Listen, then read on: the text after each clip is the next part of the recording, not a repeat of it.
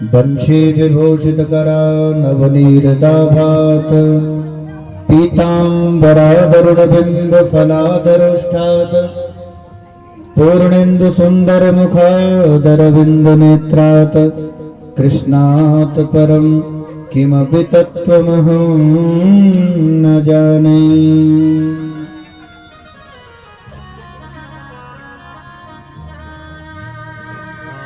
बर्हापीडं नटवरवपो कर्णयो कर्णिकारं बिभ्रतवासं कनककपिशं वैजयन्तीं च माला।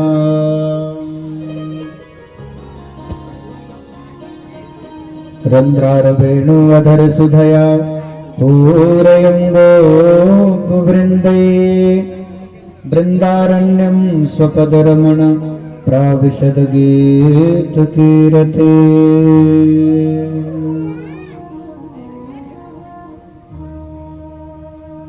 नारायणं नमस्कृत्य नरं चैव नरोत्तमं देवीं सरस्वतीं व्यासं ततो जयमुदीरयेत्।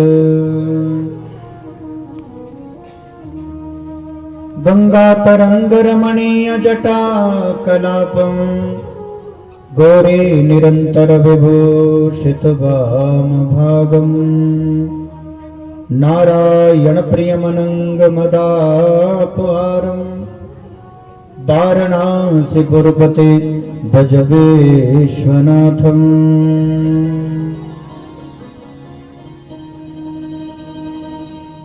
नारायणं समारम्भा शङ्कराचार्यमध्यमा अस्मदाचार्यपर्यन्ता वन्दे गुरुपरम्परा।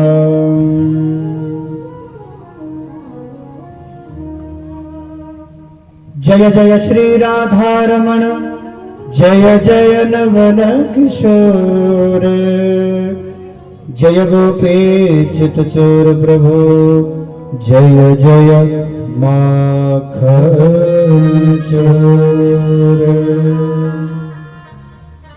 बोले भक्तवत्सल भगवान की जय, बोले जगदम्बा मैया की, बोले शंकर भगवान की जय, विजट महाराज की जय।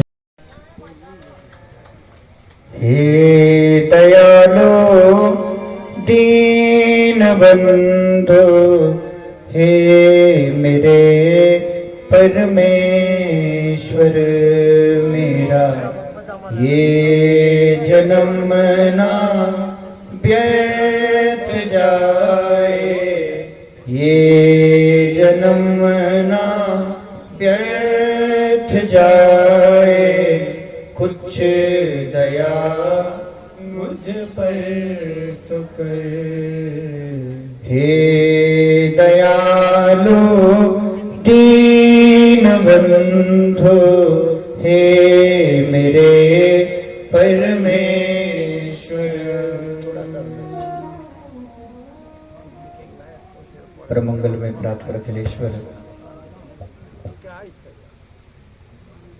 अखिल विश्व ब्रह्मांड नायक आनंद कंद सच्चिदानंद अखिल रसामृत सिंधु सार विग्रह पद्मावती चरण चापन चक्रवर्ती प्राणनाथ गोपीनाथ गोपी वल्लभ, ऐसे श्री भगवान के श्री चरणों का वंदन करते हुए उन्हीं के पाद कमल का आश्रय ग्रहण करते हुए भाई बहन, श्रीमद् भागवत कथा के सप्ताह ज्ञान यज्ञ का आज तृतीय दिवस है। सप्ताह विधि की कथा से ऐसे सत्र का आज 5वां दिन चल रहा है। प्रारंभ के 2 दिन केवल और केवल भागवत की महात्मा की चर्चा हम लोगों ने सुनी।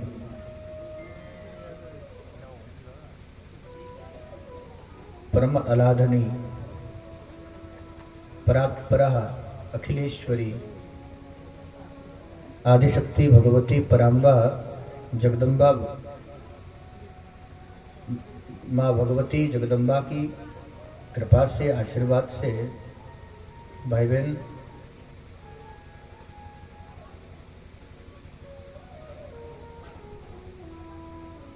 नवरात्रि के पावन इस पर्व पर हिमाचल प्रदेश की पावन पवित्र भूमि, जिसको हम देवभूमि भी के नाम से जानते हैं, ऐसे बड़े बड़े योगी, यति, तपस्वी, बड़े बड़े ऋषि मुनियों की ये तपस्थली रही है। और भगवान शंकर का नित्यवास हिमाचल कन्या होकर भगवती पराम्बा जगदम्बा की क्रीड़ा स्थली रही है। और उस हिमाचल प्रदेश में भी हम लोग प्रदेश का जो मुकुट है, सरताज है, ऐसे पवित्र सिरमौर की पवित्र भूमि में भी माँ भगवती जगदम्बा की गोदी में बैठकर, अर्थात रेणुका माँ का ये पावन पवित्र क्षेत्र रेणुका क्षेत्र में हम सब उपस्थित हुए हैं। माँ भगवती की ही कृपा और भगवती माँ जगदम्बा, रेणुका, अंबिका, अंबालिका आदि स्वरूप में माँ भगवती रेणुका का ये पावन पवित्र क्षेत्र है। हम उस पवित्र क्षेत्र में बैठे हैं जहाँ जमदग्नि जैसे महान तपस्वी ऋषि ने तप किया भाई बहन, जहाँ माँ रेणुका की पातिव्रत धर्म का पालन करती हुई उस भगवती ने परशुराम को जन्म दिया। और भगवान परशुराम का ऐसा दिव्य अवतार हुआ है, कल की कथा जब आएगी विस्तार से तो उस पर हम लोग चर्चा करेंगे, क्योंकि उन्हीं का क्षेत्र है, उन्हीं की पवित्र भूमि है। तो भगवती माँ जगदम्बा रेणुका को भी वंदन करें, भगवान परशुराम का भी वंदन करते हुए माँ अंबिका जगदम्बा की कृपा, उन्हीं की कृपा हेतु से इस कथा कहने सुनने का सौभाग्य सद्भाग्य हमें बिजट महाराज, श्रीगुरु महाराज, तो उनकी तो ये स्थली है, उन्हीं के बिजट महाराज के सानिध्य में, श्रीगुरु महाराज जी के सानिध्य में तत्वधान में इस कथा का आयोजन समस्त संगड़ा भोज की तरफ से हुआ है। इस कथा के, इस यज्ञ के, इस संपूर्ण अनुष्ठान के, जिस कथा का आनंद दिशा चैनल के माध्यम से लोग समग्र विश्व में इस कथा का आनंद घर बैठ करके भी ले रहे हैं। आयोजन तो केवल विजट महाराज जी की कृपा से समस्त संगड़ा भोज की तरफ से बना है, लेकिन नवरात्रों के पावन पर्व पर घर में बैठकर लोग इस कथा का रसास्वादन कर रहे हैं। लाखों लोग सोशल मीडिया के माध्यम से, टीवी चैनल के माध्यम से समग्र विश्व इस कथा का आनंद लुप्त ले रहा है। तो चलिए भाई बहन, श्रीमद् भागवत कथा की इस पावन पवित्र भागीरथी का गान करें। एक गंगा हिमालय से निकलकर पूरे भारतवर्ष को पतित पावनी, पतितों को पावन करती हुई अंत में गंगा सागर में लीन होकर के सागर की महिमा भी बढ़ा दी। जिसको अब तक हम समुद्र सागर कहते थे, गंगा का मिलन हुआ तो सागर भी गंगा सागर कहलाया। इसलिए लोग कहते हैं कि बाकी तीर्थ बार बार, गंगा सागर एक बार।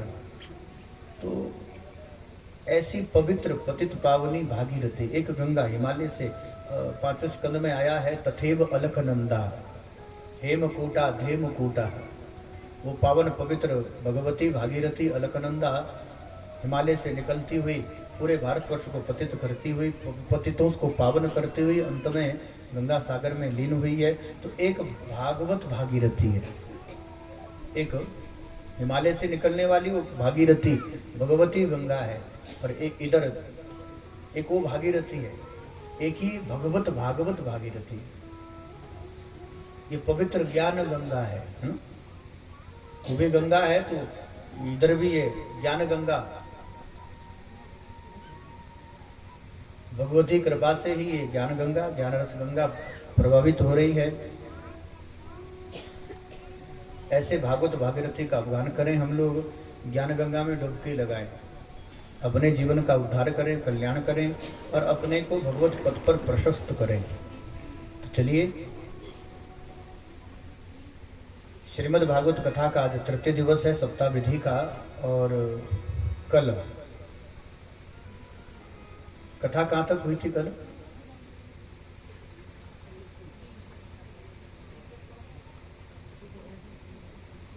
कड़ी चावल है, वो तो रोज ही बन रहे हैं। कथा कहाँ तक हुई थी? कपिल मुनि का आश्रम। क्या बात।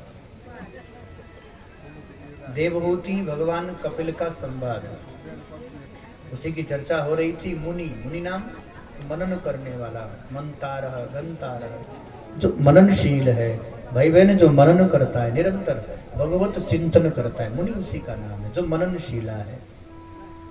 ऐसे मननशील भगवान कपिल ने कल माँ देवहूति को उपदेश तो बहुत दिया है, लेकिन अब 7 दिन की मर्यादा है। 12 स्कंद का दिव्य ग्रंथ है और हम लोग अभी भी भागवत कथा के 3य स्कंद में उलझे हुए हैं, जबकि कल हम लोगों को 10वें स्कंद तक जाना है। कल 4था दिन है ना, और भागवत कथा के 4th दिवस में स्वयं भगवान नंद नंदन बनकर के प्रकट होंगे। और फिर ये संग्रह नहीं, ये भोज नहीं, तो वृंदावन ही होगा, ठाकुर जी का प्राकट्य होगा और फिर भगवान के बाल चरित्रों का वर्णन होगा। इसलिए 10वें स्कंद तक जाना है, तो आज तो कुछ कथा को थोड़ा तो आगे तक ले जाएं, ज्यादा नहीं तो 6ठे 7वें स्कंद तक, बाकी प्रभु पर छोड़ते हैं, जैसी भगवत इच्छा। तीसरे स्कंद तक की कथा कल हुई। देवहूति कपिल संवाद में अंत में जब मां देवहूति ने भगवान से दिव्य ज्ञान अर्जित किया, प्राप्त किया, तो इतनी द्रवीभूत हो गई, इतनी गदगद हो गई, उनका हृदय इतना द्रवीभूत होकर वो पिघलने लग गया कि देखते देखते मां देवहूति जल में प्रणित हो गई। स्त्री थी, गंगा भी तो स्त्री है ना, भगवती यमुना भी स्त्री है, तभी तो भगवान से विवाह हुआ कालिंदी का, यमुना का।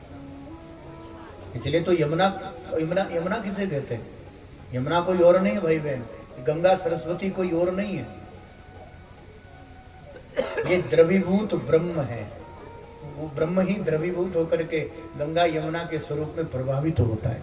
वो परमात्मा, वो भगवान ही सच्चिदानंद होकर द्रवीभूत होकर के फिर विधिवत प्रभावित होता है। बोले सच्चिदानंद भगवान की। क्या बात है, वो उधर ही कहीं रख देते हैं, डॉक्टर साहब उठा कर ला रहे हैं।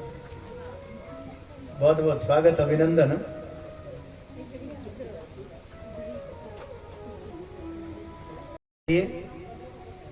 तृतीय दिवस की इस पावन पवित्र सत्र में हम श्रीमद् भागवत कथा के 4th स्कंद में प्रवेश करते हैं।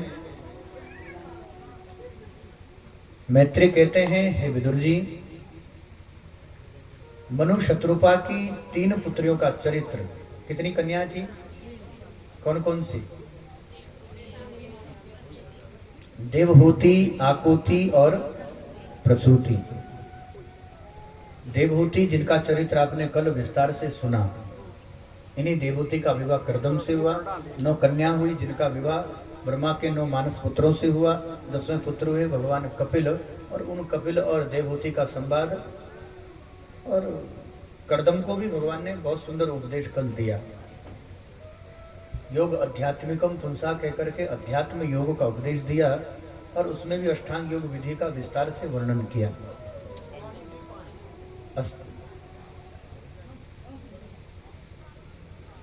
उसके बाद चरित्र है आकुति का, जिनका विवाह हुआ रुचि प्रजापति से। आकुति का विवाह रुचि प्रजापति से हुआ, और भाई बहन इनका विवाह होने के बाद इनके घर में पुत्र बनकर स्वयं भगवान ही आए, और भगवान का एक नया अवतार हुआ जिसको हम जानते हैं यज्ञ के नाम से। बोलिए यज्ञ नारायण भगवान की जय। यहाँ पर भगवान यज्ञ नारायण बनकर आए, और कालांतर में आगे चल करके इन्हीं भगवान यज्ञ नारायण का विवाह हुआ दक्षिणा से। किनसे हुआ? तो यज्ञ पत्नी कौन है? दक्षिणा।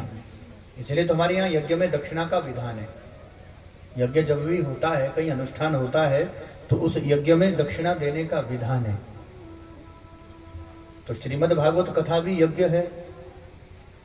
भागवत कथा भी तो श्रीमद् भागवत सप्ताह ज्ञान यज्ञ, ये ज्ञान सत्र है, ज्ञान यज्ञ है।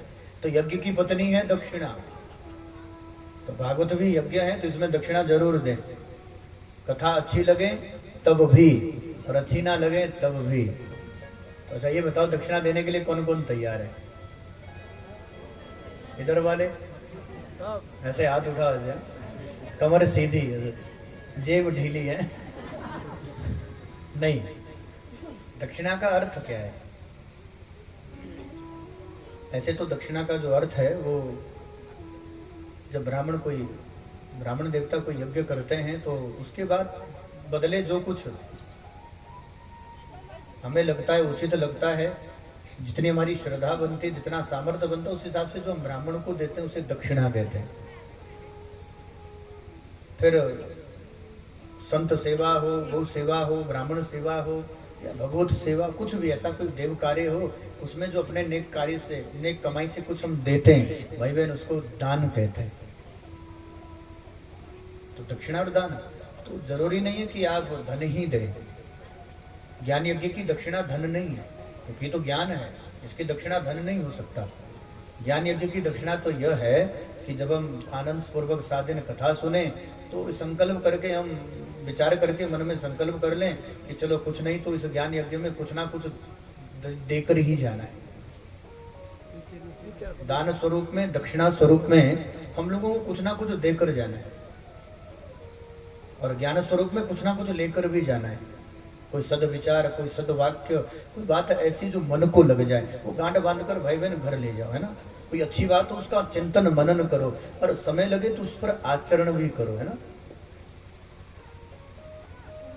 तो ले जाने के लिए तो यहाँ पर बहुत ज्ञान चर्चा है, योग चर्चा है, भगवत चर्चा है, भगवती चर्चा है। तो जो कुछ अच्छा लगे उसे ले जाओ, और बदले में कोई ना कोई एक आधी बुराई छोड़ कर जाओ। दक्षिणा तो वही है। ज्ञान यज्ञ का सबसे उचित दान क्या है? जब हम कथा में बैठे तो क्योंकि कुछ ना कुछ तो दान करना पड़ता है, कुछ ना कुछ तो दक्षिणा स्वरूप में दे जाओ, कुछ तो दे जाओ, अपना क्रोध छोड़ दो, दे जाओ। कितना अच्छा मौका, सौभाग्य मिला है। भगवान साक्षात भोलेनाथ की पवित्र, भगवती की पवित्र भूमि है, नवरात्रों का पावन पर्व है। कल भी हम बात कर रहे थे, दृढ़ संकल्प यदि व्यक्ति करें तो कुछ भी असंभव नहीं है।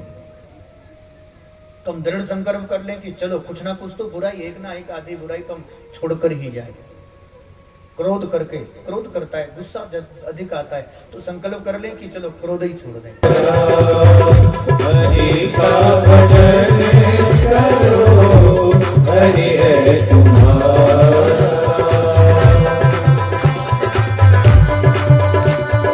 जय हरि।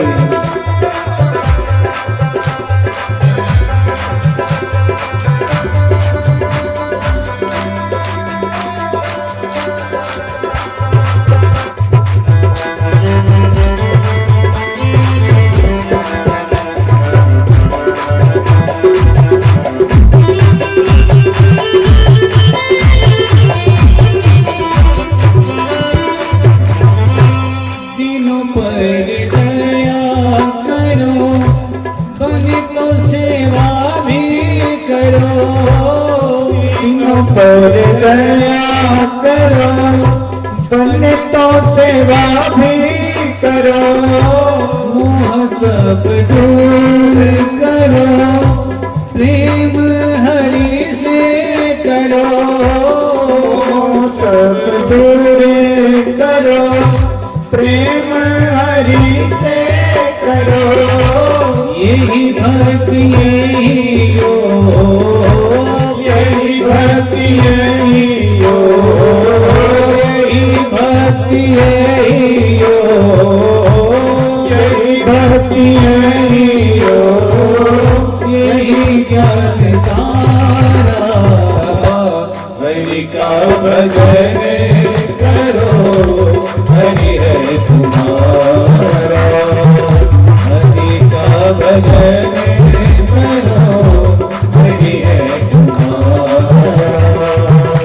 हरि के भजन बिन, हरि के भजन बिन, हरि के भजन बिन, हरि के भजन बिन नहीं है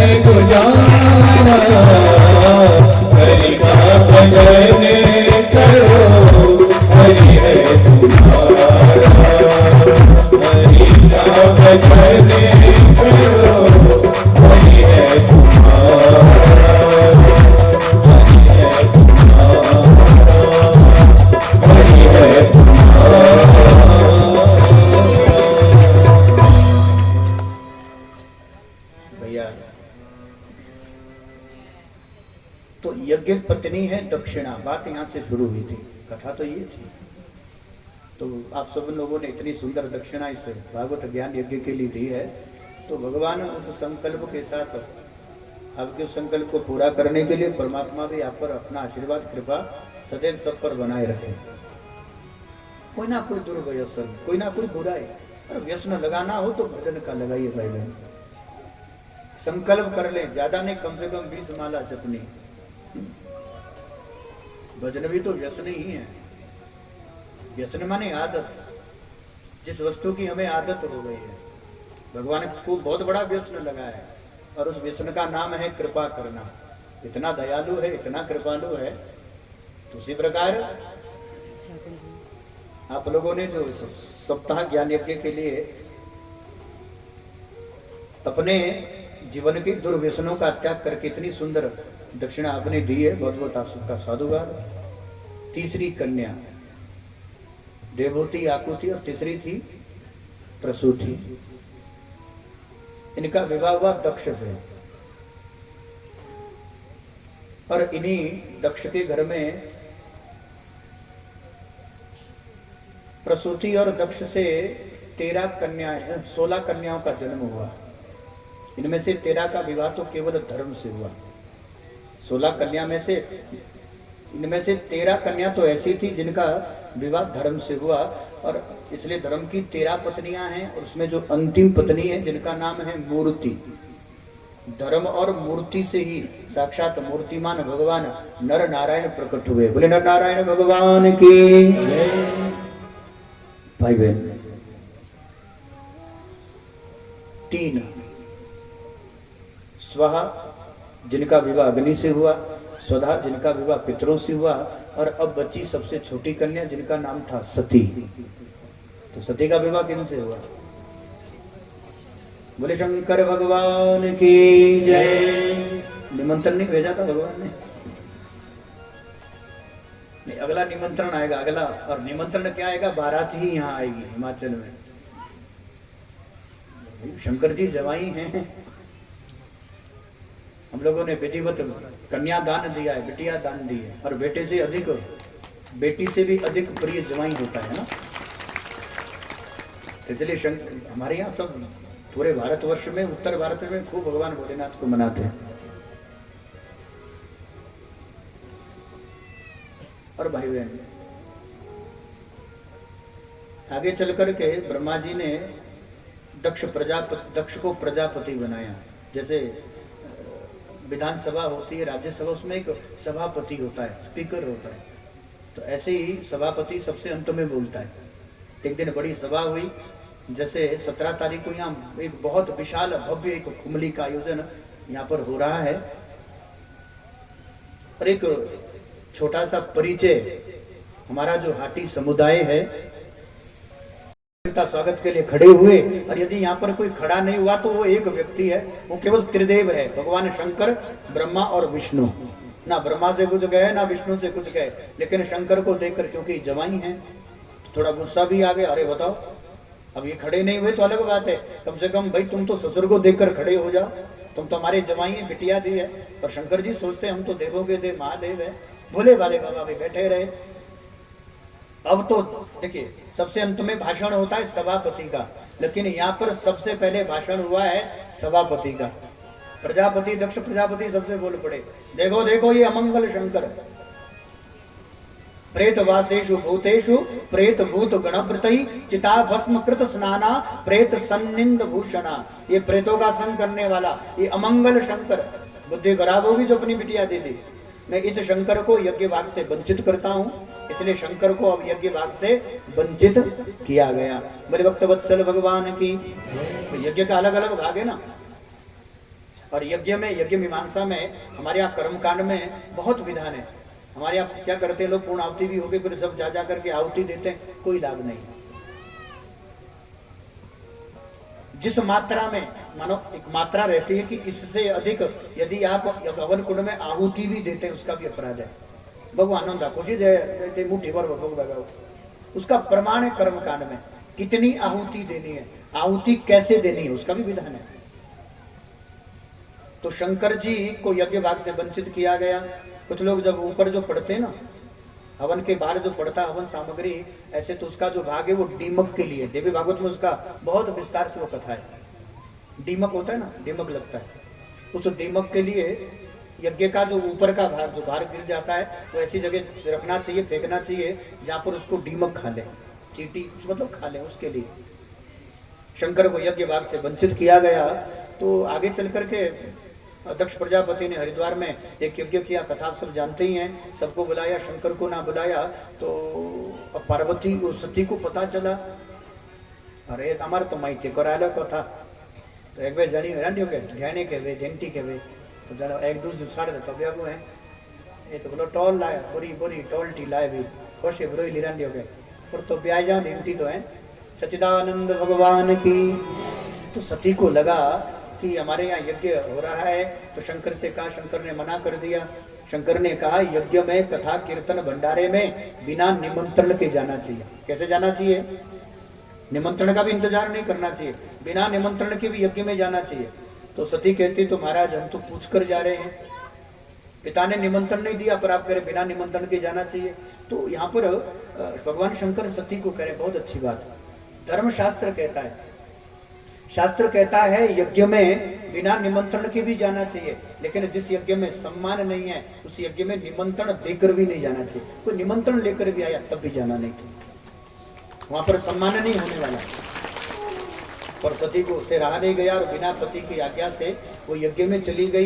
तो जो बिना पति की आज्ञा से जोड़ा टिपोते माइक दे दौड़ पड़ो में जो सोती क्यों दो है। तो बिना पति की आज्ञा से थैला उठाकर जो चल पड़ती है, उनका हाल तो वो होते जो सती की हुई।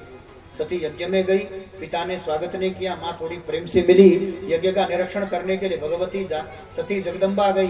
तो क्या देखती है महाराज, यज्ञ भाग में प्रत्येक देवता का भाग रखा है, अलग अलग देवता का अलग अलग भाग रखा है, लेकिन शंकर का यज्ञ भाग ही नहीं है।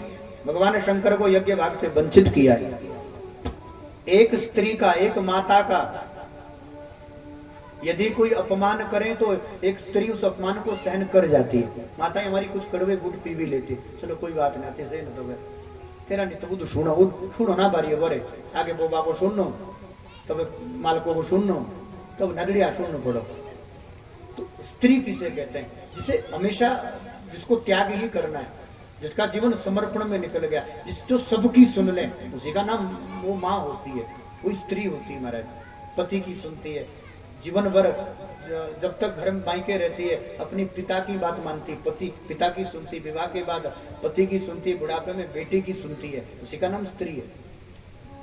तो स्त्री का अपमान करो तो सहन कर लेती है, लेकिन किसी पतिव्रता नारी के का अपमान तो वो कड़वा गुड़ तो एक पतिव्रता स्त्री पी लेती है, लेकिन यदि उसके सुहाग का अपमान हो, पति का अपमान हो, तो एक पतिव्रता नारी उसे कभी सहन नहीं करती। यहाँ पर अपमान हुआ है शंकर का, क्योंकि शंकर को यज्ञ भाग से वंचित किया है। इसलिए भगवती सती ने जैसे ही देखा दक्ष प्रजापति को, तो क्रोध में आकर के पद्मासन लगाया, योग अग्नि, देह अग्नि को प्रकट किया। प्रकट करके देखते देखते सती धू कर जलने लग गए। शंकर को पता चला, जो कुछ गण सती के साथ आए थे, जैसे ही गए जाकर के शंकर को सूचना दी, भगवान भोलेनाथ से कहा बाबा गजब हो गया। क्या हुआ भैया? पूरी घटना जब बताई महाराज, पूरा वृतांत जब बताया, और जैसे ही पता चला उस समय तो महाराज भगवान शंकर का तीसरा नेत्र खुल गया। और जैसे ही तीसरा नेत्र खुला, तीसरा नेत्र खुलते ही भगवान शंकर ने जटा को उखाड़ा, पर्वत पर फेंक कर मार दिया। पर्वत में दो भाग हो गए, एक भाग से वीर भक्त, दूसरे भाग से भद्रकाली प्रकट हो गए। इतनी भयंकर गर्जना, एक हाथ में खप्पर है, दूसरे हाथ में खड़क है, और ऐसी भयंकर भद्रकाली। और जब रण में कूदी तो महाराज देवताओं की कौन कहे, देखते हुए तर कांप रहे। बोले सच्चिदानंद भगवान की जय।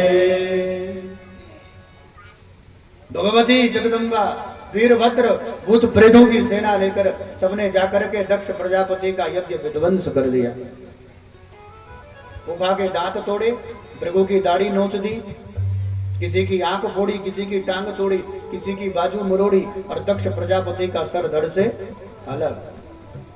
हवन कुंड में स्वाहा, हाहाकार मच गई।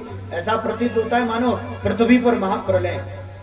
वहीं से भगवान शंकर ने उस सती के देह को उठाया, उठा करके वियोग में भगवान शंकर क्रोध कुपित में आकर के फिर हिमालय में प्रवेश करते हैं। यहीं से कथा प्रारंभ होती है भगवती भवानी जगदम्बा की हिमाचल कन्या की बनने का, अवतार लेने की कथा। क्योंकि सती का अंग, सती का जो शरीर है, वो जो अंग जहां जहां गिरा वहां हिमालय में, हिमाचल में, जिसको हिमाचल कहते हैं, हिमाचल में सती के अंग के गिरने के कारण जगह जगह भगवती शक्ति रूप में प्रकट हो गई। नैन गिरा तो नैना देवी, मुख की जिब्या गिरी तो भगवती ज्वाला बनकर प्रकट हुई। हिमाचल में आज भी शक्ति पीठ है। नगर कोट कांगड़ा में ऊपर चली जाओ तो चंड मुंड का विनाश करने वाले भगवती चामुंडा बनकर प्रकट हो गई। ज्वाला जी चिंतपूर्णी ब्रजरेश्वरी, जिसको नगर कोट कहते हैं, मां भगवती तंत्रपीठ बगलामुखी। ऐसे अलग अलग जगह जगह हमारे यहाँ भगवती के अनेक अनेक नाम है, जहाँ पर भगवती जगदम्बा शक्ति पीठ के स्वरूप में प्रकट हुई है। और हम तो कहें हमारे यहाँ तो गांव गांव में, हर घर में किसी ना किसी रूप में भगवती को मानते हैं, वो सती भगवती जगदम्बा को मानते हैं।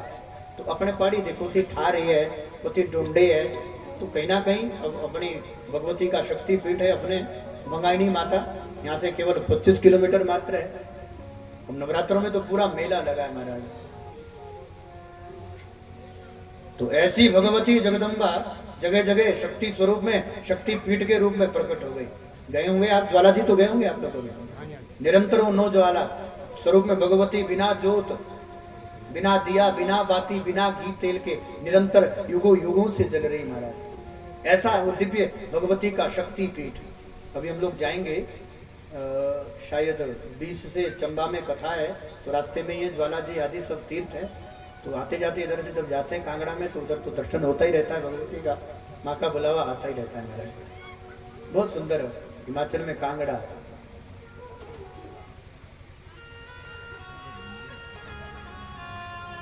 ओ कांगड़ा काली धार, यानी हमारे काले मिट्टी हैं। मैया रानी विकुंठ बनाया, ओ कांगड़ा काली धारा, ओ मैया रानी विकुंठ बनाया, ओ कांगड़ा काली धारा, ओ मैया रानी विकुंठ बनाया, ओ कांगड़ा काली धारा।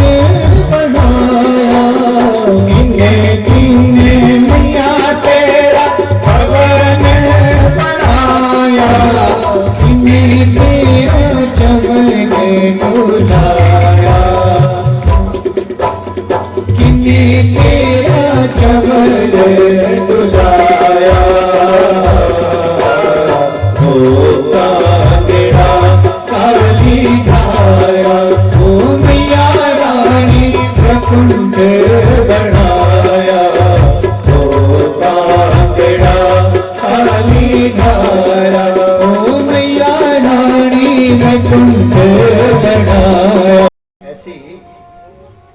भक्ति का जो अंग हिमाचल में गिरा पाइएगा।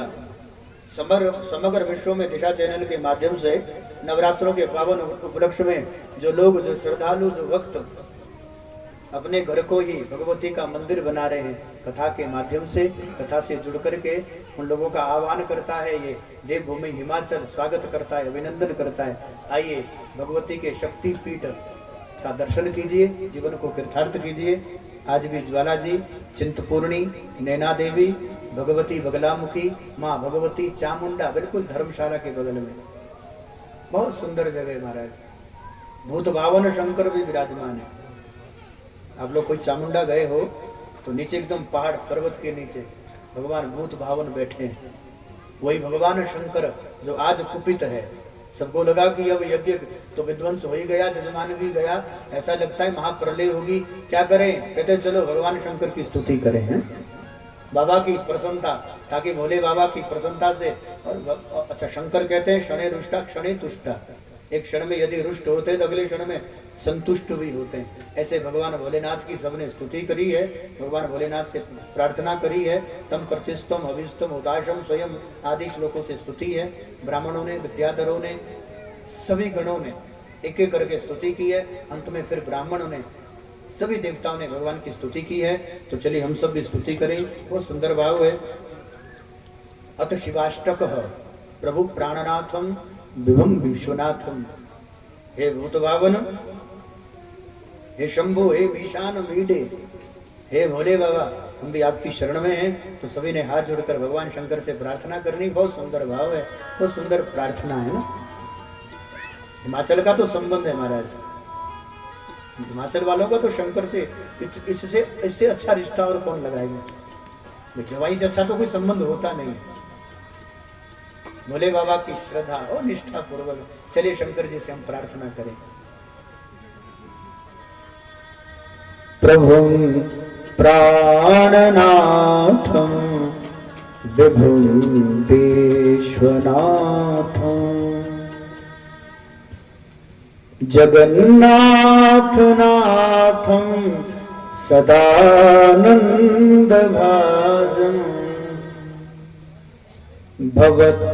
भव्यभूतेश्वरं भूतनाथं भव्यभूतेश्वरं भूतनाथं शिवं शङ्करं शम्भो ईशानमेणे प्रभुं प्राणनाथं विभुं विश्वनाथं जगन्नाथनाथं सदानन्दभाजं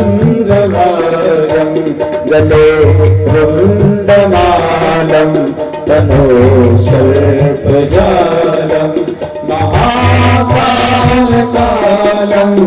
गणेशादिकालं जटाजूटगङ्गो तरङ्गे विशालं शिवं शङ्करं शम्भो ईशानमीडे मुदा मातरं मण्डनं मण्डयन्तं महामण्डलं कृष्णभूषाधरं तं अनादेयपारं महामोहमारं शिवं शङ्करं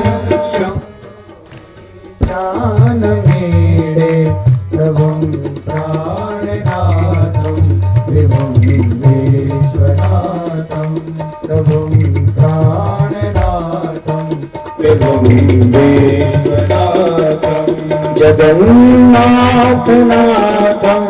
सदानन्दभाजं गतार्थो निवासं महाअताटहासं महापापनाशं सदा सुप्रकाशं गिरीशं गणेशं महेशं सुरेशं शिवं शङ्करं शम्भो ईशानमेणे कपालं त्रिशूलं कराभ्यां गदानं पदाम्भोजनार्मा कामं ददानं बलेवर्धयानं सुराणां प्रधानं शिवं शङ्करं शम्भो मीशानमीडे शरच्चन्द्रगात्रं गुणानन्दपात्रं त्रिनेत्रं पवित्रं गणेशसमेतम् अपर्णाकलत्रं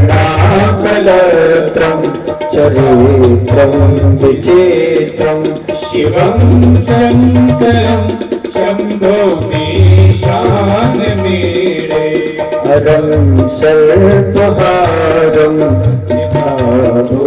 विहारं भवं वेदसारं सदा निर्विकारं शंशाने वसन्तं मनोजं दहन्तं शिवं शङ्करं शम्भो मीशानमीडे प्रभुं प्राणनाथं विभुं विश्वनाथं विभुं विश्वनाथं विभुं विश्वनाथम्।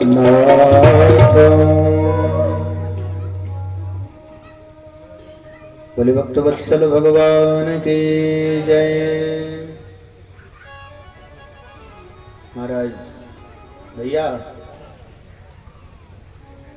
बहुत सुंदर दिव्य स्तुति हुई और अगले क्षण में भगवान प्रसन्न भी हो गए। शंकर कहते क्या चाहिए?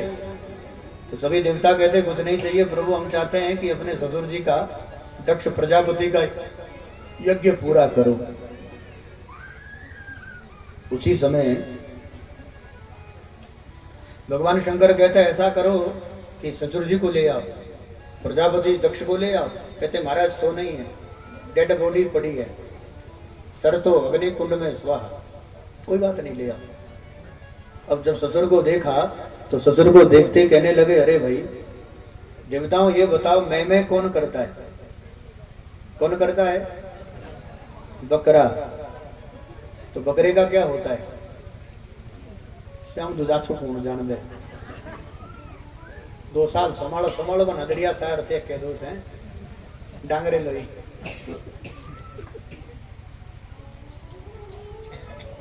मीना ने मैना कहा गाहक दे बख्शीश, और बकरे ने मैं किया तुरंत कटाया शीश। जो हाड़ मास था इस देह के फौजार में, कुछ सड़ गया कुछ गल गया कुछ जा बिका बाजार में।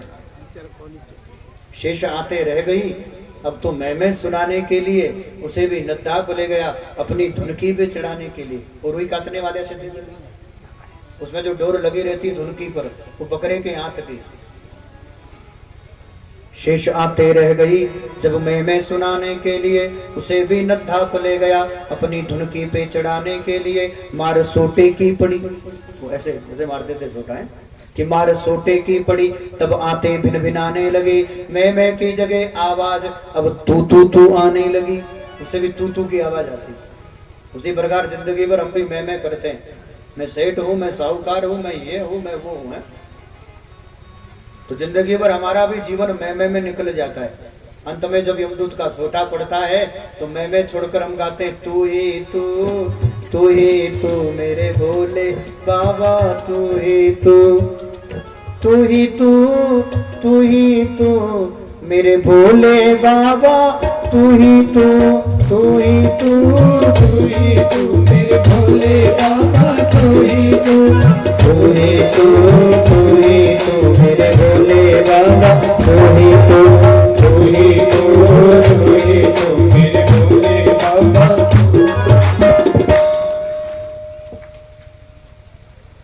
इस प्रकार तो जो मैं करता है उसका वही होता है जो वर्तमान में बकरे का होता है ना। बकरा भी मैं करता है तो हालत बकरे की भी वही जो अहंकारी की, तो बकरे की जो हालत है वही अहंकारी की है। तो बकरे का सर लगाया ससुर जी को। तो ये भाई बहन में निवेदन, ये कथा नहीं है, केवल कथा नहीं है, ये एडवांस टेक्नोलॉजी है, ये विकसित विज्ञान है भारत के ऋषि मुनियों के द्वारा। विज्ञान का विकास इतना अधिक अभी तक हुआ नहीं है। तो पहले तो लोग विश्वास ही नहीं करते थे कि पुरुष भी गर्भ पुरुष, आगे कथा है 9वें स्कंद में, राजा युवनाश ने अभिमंत्रित जल पिया तो उनका गर्भ रह गया। लेकिन अब तो धीरे धीरे विज्ञान विकसित हो रहा है, तो क्या कहते हैं उसे, ट्यूब बेबी।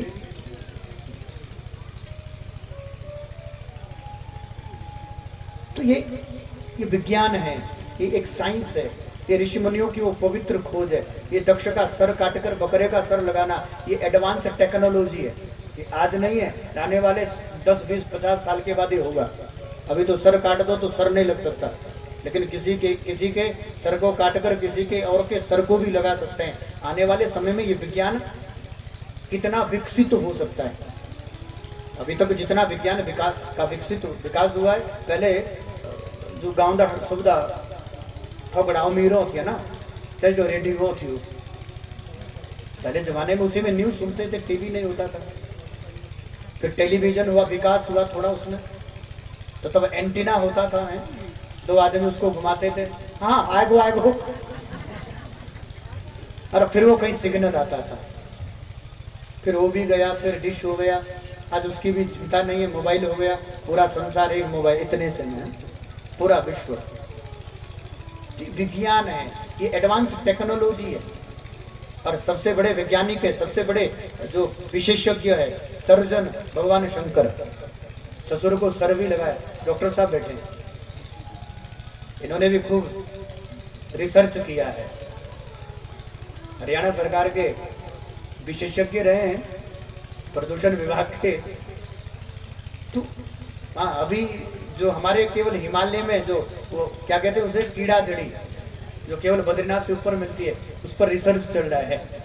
ये कह रहे हैं कि वो केवल हिमालय में नहीं है, केदारनाथ में, वो यमुनानगर के कमरे में भी विकसित हो सकती है। उसी का विकास कार्य चल रहा है। सच्चिदानंद भगवान की।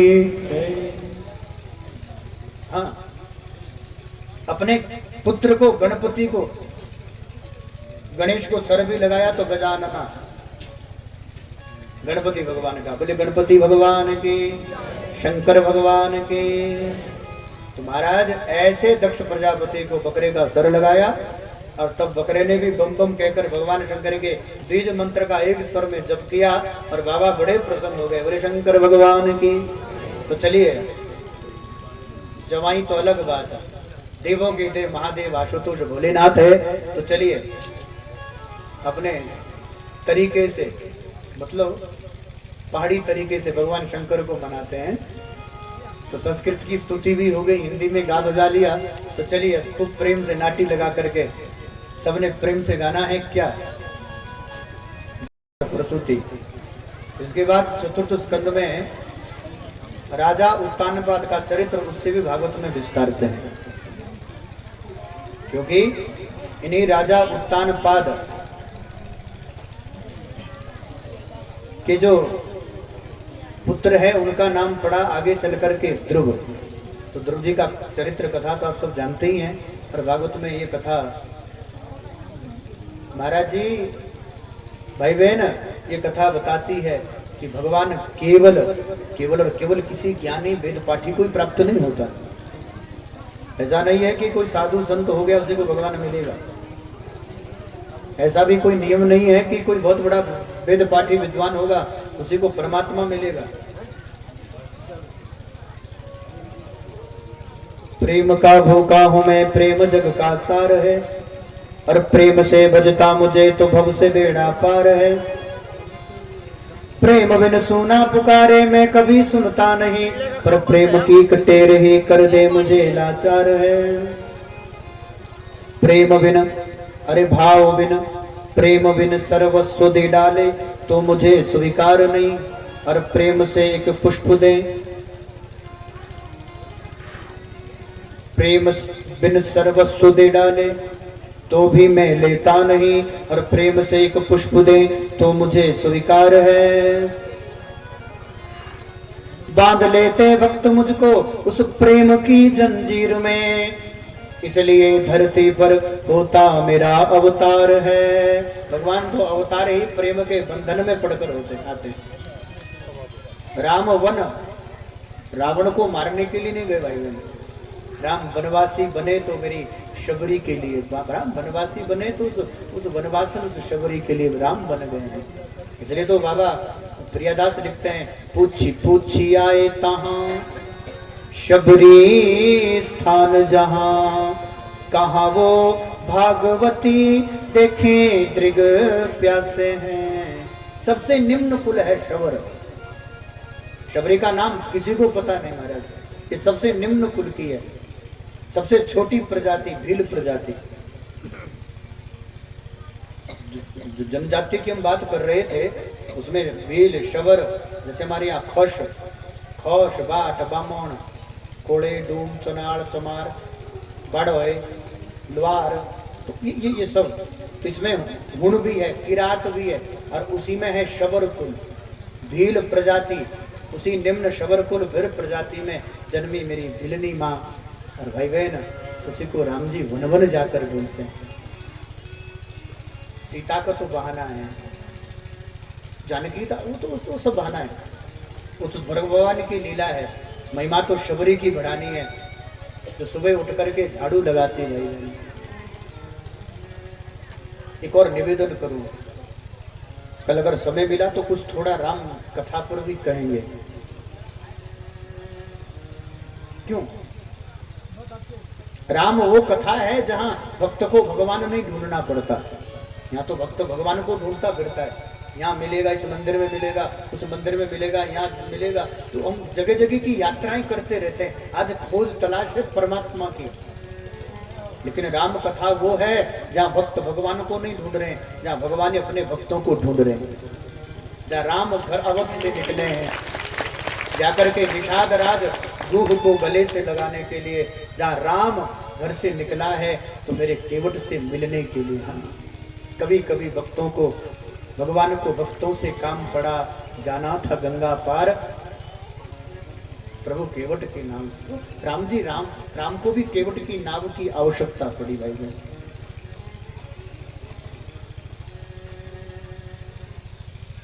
जाना था गंगा पार प्रभु केवट की नाव चढ़े, जाना था गंगा पार प्रभु केवट की नाव चढ़े।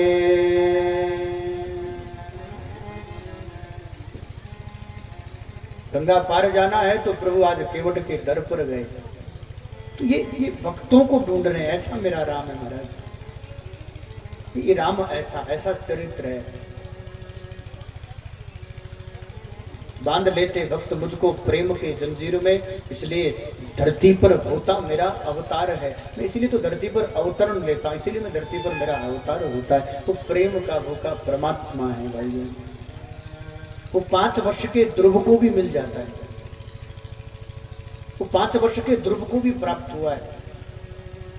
तो कई लाख बूढ़ी शबरी को भी मिला है, वो नाचती कूदती मेरी मीरा को भी प्राप्त हुआ है, वो गाते हुए सूरदास को भी मिल गया है। एक छोटे से नन्हे बालक को मिला है, वो सबसे निम्न जाति के, सबसे भील प्रजाति की शबरी को भी मिला है। वो नीम के पेड़ के नीचे बैठे संत रेदास को भी प्राप्त हुआ है। ऐसी भक्ति करे रेदासा, प्रभु जी तुम चंदन हम पानी,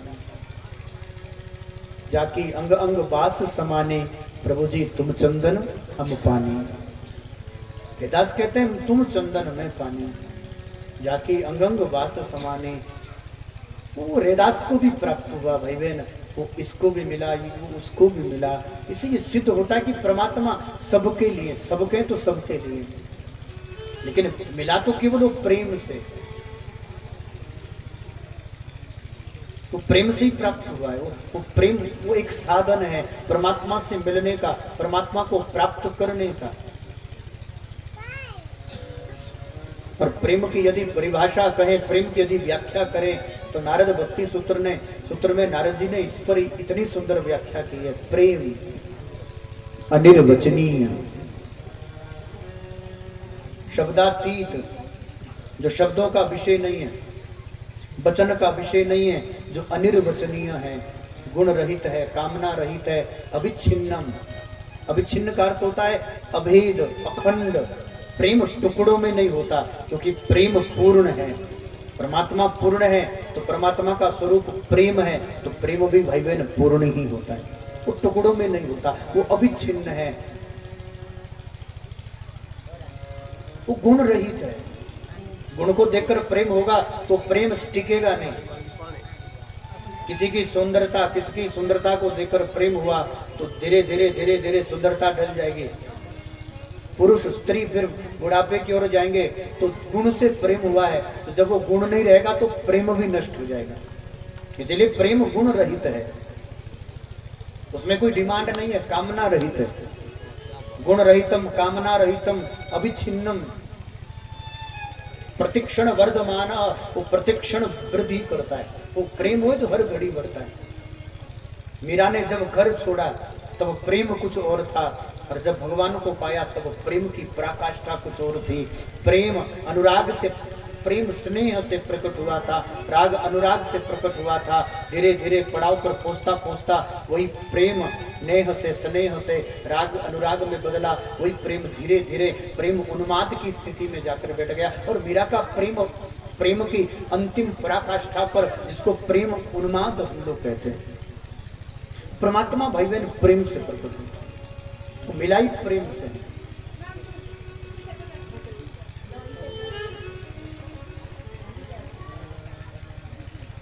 नाथ उत्तानपाद जिनकी दो पत्नियां हैं, एक का नाम सुनीति है, एक का नाम सुरुचि है। सुनीति से विवाह हुआ और गंधर्व विवाह करके बाद में सुरुचि ले आई। सुरुचि के प्रति ज्यादा आकृष्ट थे। आकर्षण अधिक होने के कारण सुरुचि के कहने पर सुनीति को घर से निकाला। छोटी सी कुटिया में बना रहती है और उसी में अपने जीवन का यापन करके संतोष पूर्वक जीवन जीती है। सुनीति का अर्थ है भाई बहन, ध्रुव किसके घर में जन्म लेता है? माताएं विशेष ही शिक्षा प्राप्त करें, जिनका जीवन सुनीति माने नीति के अनुसार है, धर्म के अनुसार जिसका आचरण है, क्या करना है क्या नहीं करना है, ठीक जो ये निर्णय करती है। कब उठना चाहिए, किससे व्यवहार कैसा करना चाहिए, कब सोना चाहिए, कब पूजा करनी है, कब ध्यान भजन साधन करना है, कैसे कैसे जीवन का व्यवहार करना है। धर्म ने, नीति शास्त्र ने कैसे कैसे स्त्री के कर्तव्य बताए हैं, कैसे कैसे जीवन के धर्म कर्तव्य का उपदेश हमें धर्म शास्त्र और हमारी नीति शास्त्र में प्राप्त होता है। भारत का जो दर्शन है भाई बहन, एक बार अगर हम भारत के दर्शन का दर्शन करें, भारत के दर्शन का दर्शन करें, हमारी जो फिलोसफी है यदि हम उसको देखें तो भारत का दर्शन बहुत अभिन्न है। सबका पर अपनी अपनी फिलोसफी है। भारत की जो फिलोसफी रही वो बहुत डिफरेंट है। आप कहेंगे कैसे, तो ध्यान से समझिएगा।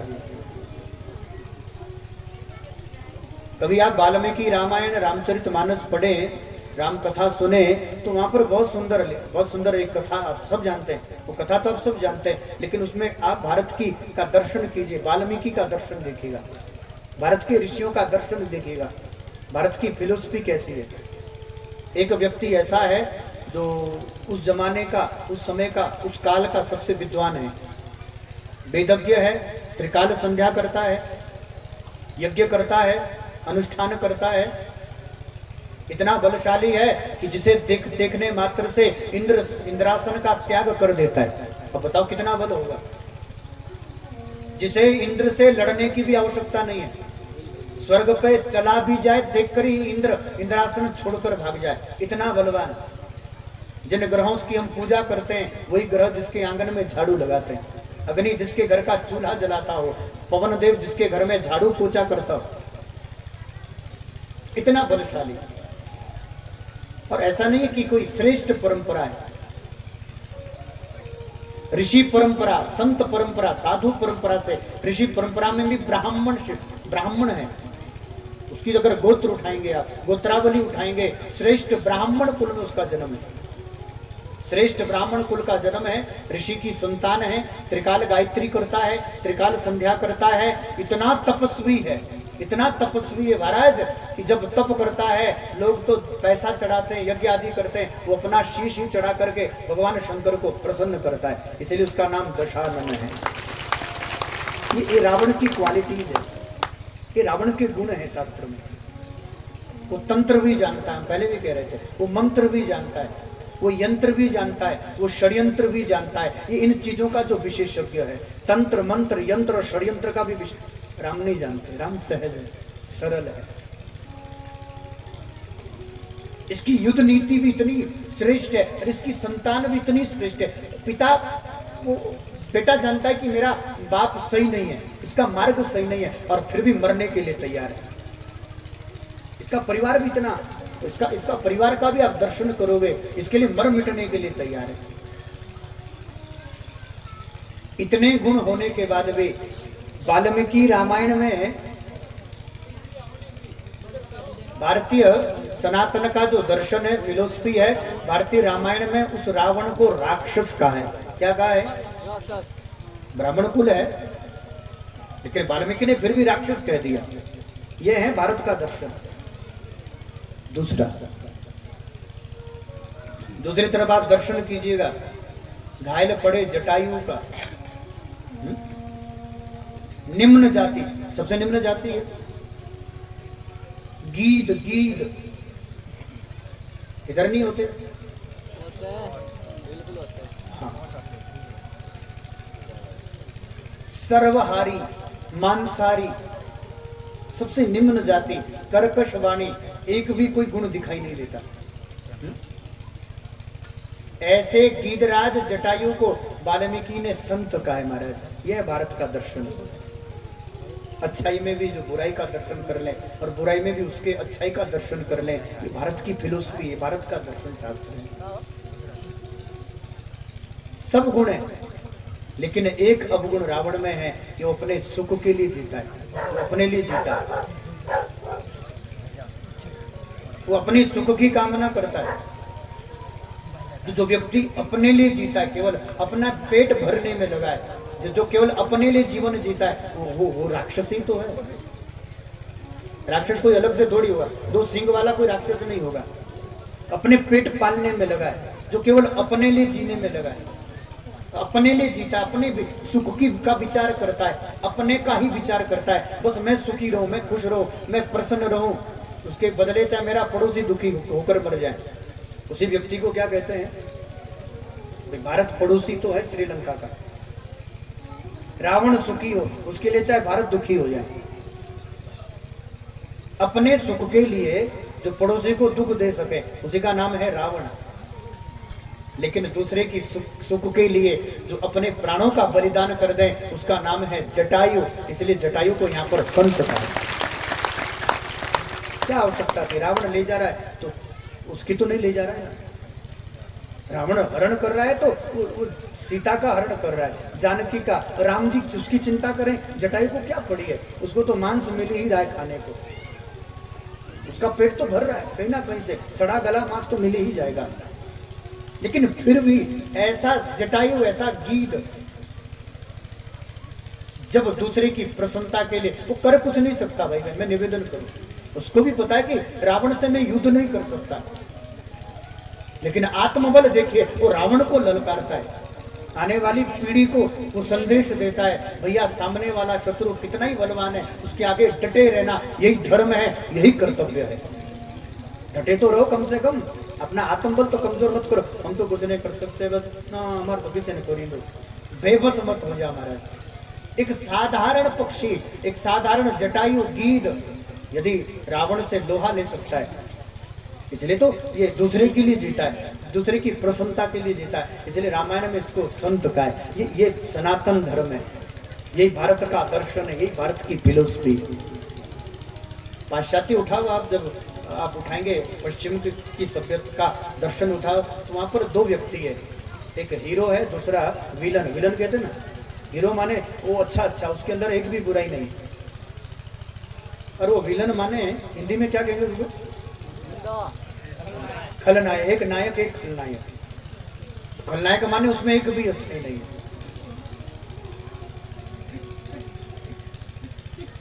लेकिन भारत का दर्शन ऐसा नहीं है। सब गुण होने के बाद भी भारत में रावण तो राक्षस है, तो बहुत सारे अवगुण होने के बाद भी जटायु संत है।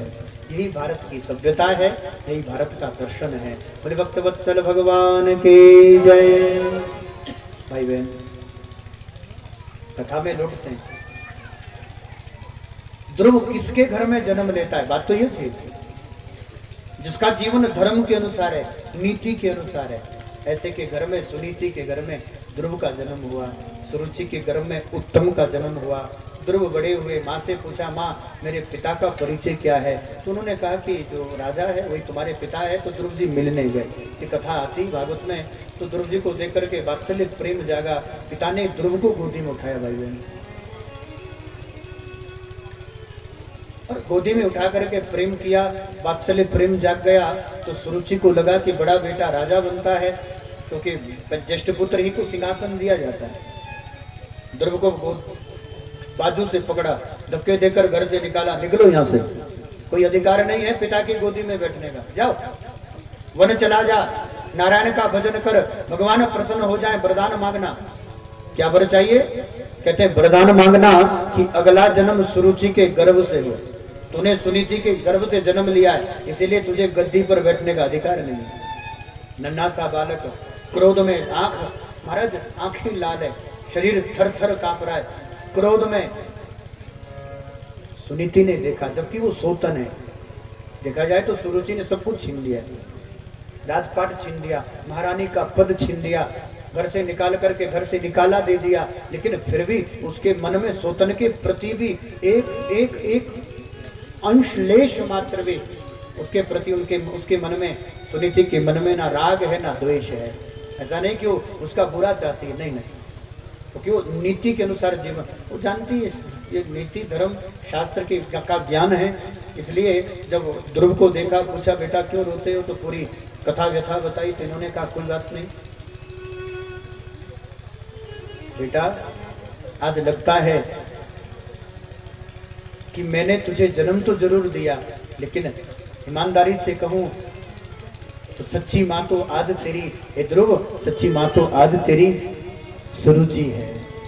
ध्रुव कहते हैं जिसने धक्के देकर घर से निकाल दिया। कहते हैं हाँ माता जी आप भी ऐसी बात कर रहे हो? कहते बेटा सही तो कह रही हो, तेरी सच्ची माँ सुरुचि है। कैसे? सुनीति कहती है तूने अपने पिता का पता पूछा, मैं तो तुझे इस पंचदेह पंचभूत शरीर के पिता का भी सही सही पता ना बता पाई, पर बेटा धन्य है तेरी माँ सुरुचि, जिसने तुझे उस परम पिता परमेश्वर का पता बता दिया, उस ईश्वर का पता बता दिया जिससे संबंध प्रत्येक जीव का है। मैंने तो साधारण ये शरीर के पिता का भी सही सही पता ना दे पाए, तेरी माँ सुरुचि ने तुझे आत्मा के पिता परमात्मा का पता बता दिया। कल जाना चाहता ना तू, आज चला जा। अब आज जाना चाहता है तो अभी चला जा, वन जा, नारायण का भजन कर और नारायण प्रसन्न हो जाए। एक बार मेरा गोविंद तुझे गोदी में उठा ले तो बेटा तेरा आवागमन छूट जाए। ये जो आवागमन लगा है ना, आना जाना जीवन में, पुनरपि जननम पुनरपि मरणम पुनरपि जननी जठरे शयनम, आवागमन जो लगा है, पुनः जन्म फिर आना फिर जाना, ये आना जाना छूट जाए। माँ को प्रणाम किया, प्रणाम करके अगले क्षण में ध्रुव जी घर छोड़ करके वन चले गए। 5 साल का छोटा सा बालक, वन तो आ गया भाई बहन, लेकिन जब तक जीवन में संत ना मिले, कोई सदगुरु ना मिले और गुरुदेव कृपा करके कान में मंत्र ना दे दे, तब तक तो ध्रुव को भी भगवान मिलने वाले नहीं। वन आए, ये जितने लोग वन गए ना भाई बहन, ये सबके सब बन गए हैं। राम वन गए इसलिए तो बन गए, आज ध्रुव भी बन गया है इसलिए ध्रुव जी भी बन ही गए हैं। ध्रुव जी का वनवास हुआ और भजन करने के लिए बनाए हैं। तो आप 2 कदम चलिए, मैं ईमानदारी से कहता हूँ, आप निष्ठा पूर्वक, अपने निष्ठा पूर्वक आप जीवन में संकल्प कर ले, भजन करना है, भगवान का भजन करना है, तो गुरु को ढूंढना नहीं पड़ेगा। कोई संत कोई सदगुरु तुझे ढूंढ लेगा, कोई संत सदगुरु तुम्हें ढूंढ लेंगे, तुम्हें गुरु को भी ढूंढने की आवश्यकता नहीं। 2 कदम चलिए तो संत की और संती तुम्हें खोजते तुम्हारे घर तक पहुंच जाएंगे। कोई बात नहीं बेटा, ये मंत्र पकड़, भजन में लग जा, अपना कल्याण कर ले, गुरु भी ढूंढना ना पड़े, केवल प्रतिज्ञा कर लो कि भजन करना है। नारद जी ढूंढते ढूंढते आ गए, नारद को देखा तो प्रणाम किया, क्योंकि हमारे यहाँ परंपरा है संत को देखकर प्रणाम किया। तो प्रणाम करके पूछा, बेटा वन क्यों आए हो? ध्रुव जी कहते भगवान के लिए। भगवान रहते जंगल में, शेर भालू सब तुझे खा जाएंगे। तो सुनीति ध्रुव को बचपन से सत्संग में ले जाती है, कथा सुनाती है। इसलिए ध्रुव जी कहते मैंने संतों से सुना है। क्या सुना है? सुना है बाबा कि कण कण में परमात्मा है, सब जीव जंतु में जड़ चेतन में एक परमात्मा ही रहता है। तो यदि सब में परमात्मा है तो शेर में भी होगा, भालू में भी होगा, तो भला मुझे क्यों खाएगा? वो पक्की श्रद्धा, संतों के प्रति निष्ठा, भगवान के प्रति विश्वास देकर भगवान प्रसन्न हो गए। नारद जी प्रसन्न हो गए, प्रणाम करके पूछा, प्रभु ऐसा मार्ग बताओ ताकि हमें परमात्मा मिल जाए, हमें तो केवल ऐसा मार्ग बताओ ताकि हमें भगवान मिल जाए, क्या करना है? नारद उवाच। अब नारद जी ने बहुत सुंदर ध्रुव जी को यहाँ पर उपदेश किया है।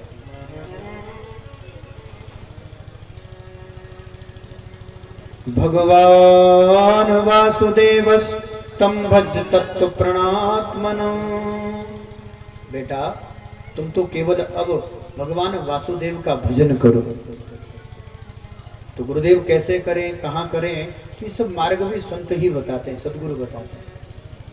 भजन की अलग अलग घर में कर रहे हैं तो अलग फल है, और वही माला लेकर कहीं गौशाला में बैठे तो उसका अलग फल है, किसी मंदिर में बैठकर भजन कर रहे हैं तो उसका और अनंत गुना फल है, किसी तीर्थ पर भजन कर रहे हैं तो उसका अलग। और हमारे यहाँ तो जो जप है ना, जप वो 14 प्रकार के बताएं। यहाँ तो समय नहीं तो उसकी हम विस्तार से चर्चा करते। एक प्रकार का जप नहीं है, माला उठाकर भजन जप कर रहे, इसका अर्थ केवल एक ही जप नहीं है। हमारे यहाँ जप 14 प्रकार के हैं, जिसमें नित्य जप भी है, जैसे ब्राह्मण त्रिकाल संध्या 2 काल की करते हैं, नित्य जप। एक नैमित्तिक जप है, जन्मदिन के अवसर पर, सूर्य ग्रहण, चंद्र ग्रहण के समय पे, तो किसी काल के निमित्त नैमित्तिक जप। उसी प्रकार के ये लास्ट में अंत में अंतिम जप आता है अजपा जप। जब भजन करते करते करते जीव की स्थिति ऐसी बनती है कि फिर भजन नहीं करना पड़ता, तो निरंतर वो जप चलता रहता है, उसी का नाम है अजपा जप। जो करना ना पड़े, जो हो जाए धीरे धीरे, वो चलता रहे, निरंतर वो जप चलता रहे। भाई बहन, नारद प्रणाम करके कहते हैं, बाबा कहाँ करें? तत्तात गच्छ भद्रम यमुना यस्य तटं शुचि पुण्यम मधुवनम यत्र सानिध्यम नित्यदा हरि। क्या कह रहे हैं? तत्तात गच्छ, जाओ, भद्र तुम्हारा कल्याण है, बेटा तुम जाओ। कहा जाए गुरुदेव? तत्तात गच्छ भद्रम यमुना यस्य तटं शुचि, यमुना के तट चले जाओ। सबसे महाराज सबसे पवित्र स्थान है, भक्ति स्वरूपा श्री यमुना जी है, भगवान की पटरानी है, कृष्ण प्रिया है, कृष्ण का द्रवीभूत स्वरूप है। ब्रह्म ही द्रवीभूत होकर श्री यमुना बनकर के प्रकट हुआ है, यमुना बनकर के बह रहे हैं। भगवान का ही, ब्रह्म का ही द्रवीभूत स्वरूप श्री यमुना जी, कृष्ण का। हाँ, श्रावण के महीने में हम लोग यज्ञ करते हैं यमुना के तट पर। श्री यमुना ठाकुर धाम मोटा साहब के पास है, बहुत सारे लोग आए यहाँ से, आप सबको निमंत्रण है। सुबह रुद्राभिषेक होता है, दिन में पाठ होता है और शाम को रोज यज्ञ होता है। सबको निमंत्रण, यमुना के तट पर। एक पाँव आश्रम में और दूसरा पाँव जमुना जी में। यमुना ठाकुर धाम गुरुवाला पोटा साहब, ठेकेदार जी तो कई बार आए हैं, पूरा परिवार नहीं, ये तो जब आते तो ये कहते पूरा देवा मानल ही चलो है। सच्चिदानंद भगवान की जय। महाराज ये आश्रम का पता भी है, श्री यमुना ठाकुर धाम गुरुवाला पोटा साहब, बिल्कुल यमुना जी के किनारे है, क्योंकि यहीं पर नारद जी ने भेजा है। नारद जी कहते हैं, बेटा तत्तात गच्छ भद्रम यमुना यस्य तटं शुचि पुण्यम मधुवनम यत्र सानिध्यम नित्यदा हरि। इसे यमुना के तट पर पुण्य वन मधुवन वृंदावन है, जहाँ भगवान का नित्य सानिध्य प्राप्त है। तुम ऐसा करो, यमुना के तट पर चले जाओ। ध्रुव जी वन पर, यमुना के तट पर गए भाई बहन।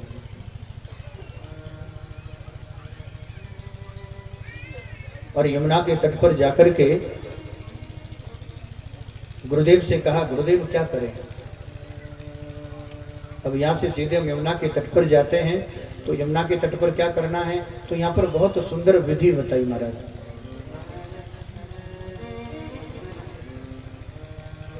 एवं भगवतो रूपम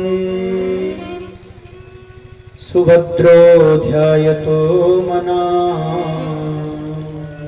उन सुभद्र भगवान का, उन कल्याणकारी परमात्मा का वो जो चतुर्भुजी स्वरूप है, वो जो मेरा कृष्ण है, वो जो वंशीधर है, वो जो मुरलीधर है।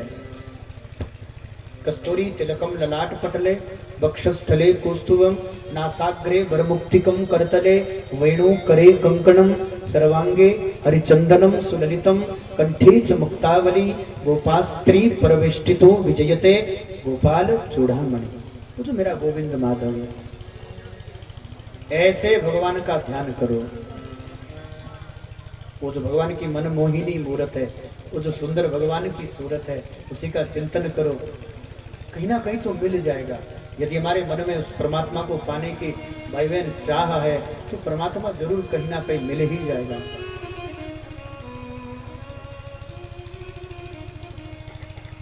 मनमोहन मूरत तेरी प्रभु,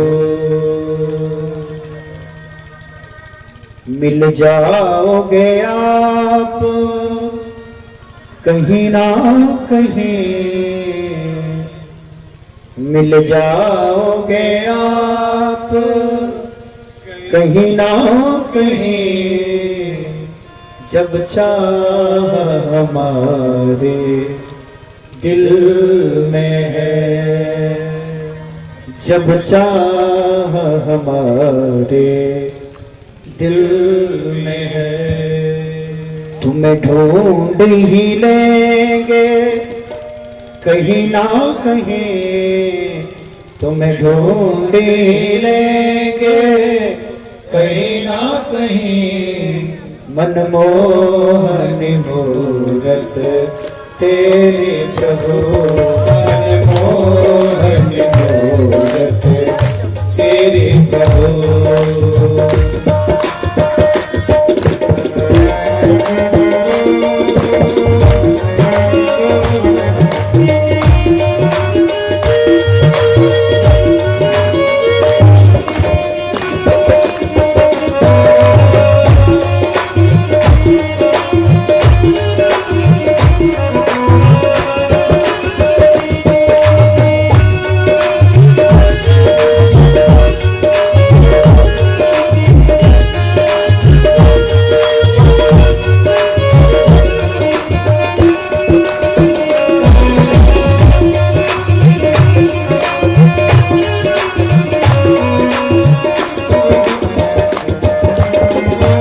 काशी मथुरा वृंदावन में और आबादपुरी की गलियन में, काशी मथुरा वृंदावन में, काशी मथुरा की गलियन में, काशी मथुरा वृंदावन में या आबादपुरी की गलियन में, काशी मथुरा वृंदावन में या आबादपुरी की गलियन में। गंगा यमुना सरयू तट पर, गंगा यमुना सरयू तट पर, मिल जाओगे आप कहीं ना कहीं, मिल जाओगे आप कहीं ना कहीं। मनमोहन मूरत तेरी प्रभु, मनमोहन मूरत तेरी प्रभु।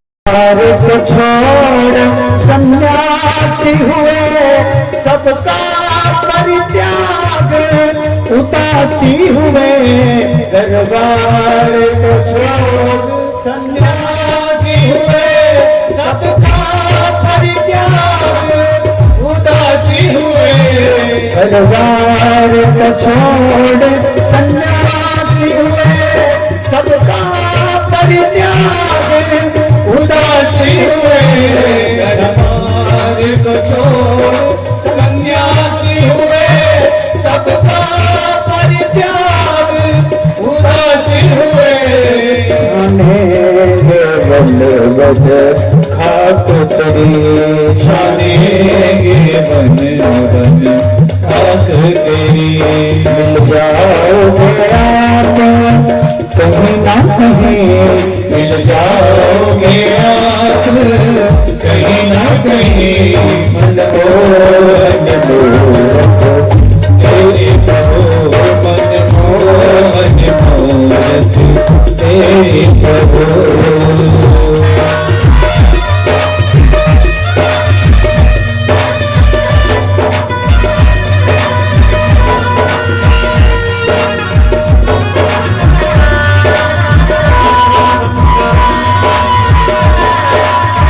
बस ये एक सदगुरु का कार्य है।